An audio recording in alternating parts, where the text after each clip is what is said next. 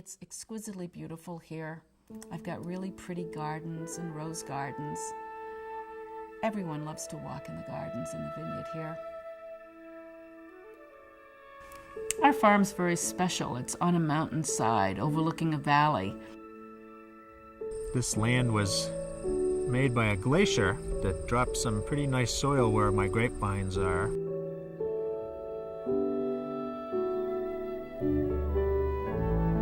Our land is very long and narrow. It stretches from Camden Hills State Park down a long hill.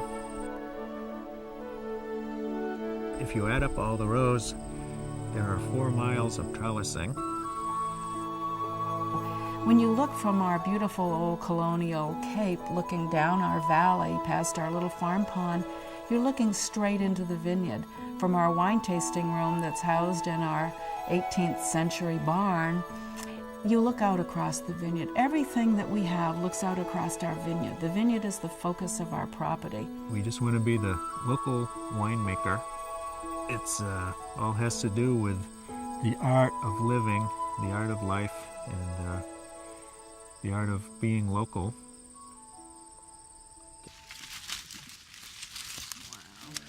You know, it's instinctive today how we divide our work. John is spending half a day in the vineyard. He's down there pruning and weeding and taking care of the vineyard. Unpruned vines will grow a lot, but they won't put out as much fruit. 1 square foot of foliage to ripen 1 pound of grapes. Winemaking it's not a contest between us and the people from France or California. It's just trying to make the best wine we can with what we have to work with.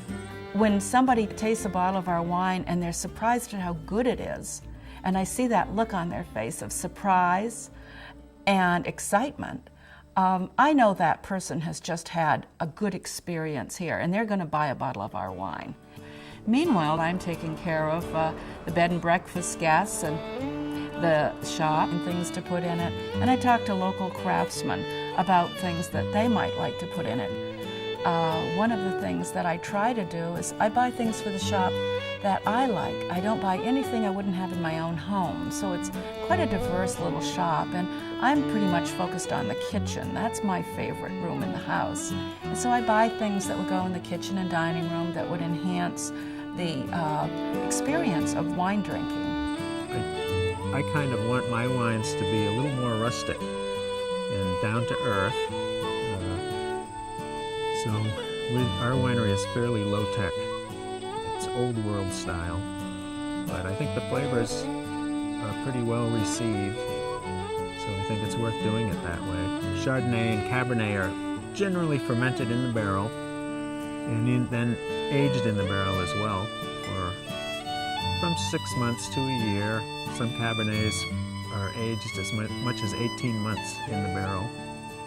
It's really fun because during that time that people are tasting, they ask questions and actually learn something about winemaking and what makes the winery tick. We're giving them the chance to decide for themselves whether they like it well enough to buy it. We'd like to have people leave Cellardoor Winery thinking that they've had a gracious experience, where they've sat back a little bit and they've enjoyed life, they've tasted good wine and met good friends.